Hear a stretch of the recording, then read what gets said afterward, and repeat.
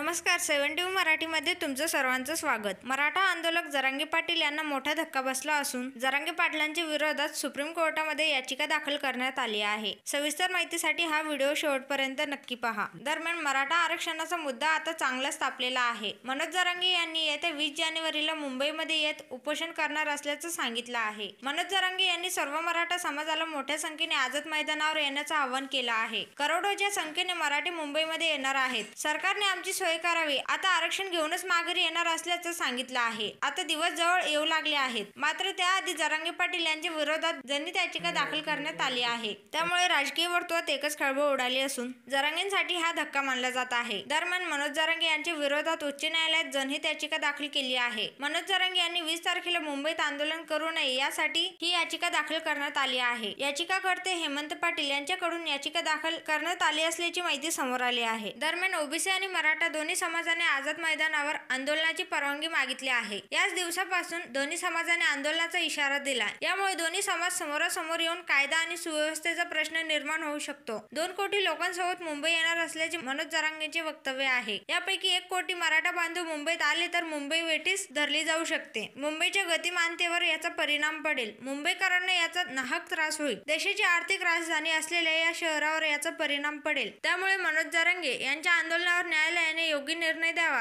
असे हेमंत पाटील यांनी म्हटलं आहे. एवढंच नाही तर मनोज जरांगे यांनी जेव्हा आंदोलन केली तेव्हा सरकारने त्यांचं ऐकलं. मात्र आता मनोज जरांगे पाटील हे मुंबईला वेठीस धरायला निघाले आहे. त्याला आम्ही आक्षेप घेतलाय आणि उच्च न्यायालयात याचिका दाखल केली आहे. मनोज जरांगे आणि ओबीसी समाज यापैकी कोणालाही आझाद मैदानात आंदोलनाची परवानगी देऊ नये ही मागणी केली असल्याचे हेमंत पाटील यांनी म्हटलं आहे. तर मित्रांनो, याबद्दल तुमचं काय मत आहे ते खाली कमेंटमध्ये नक्की सांगा.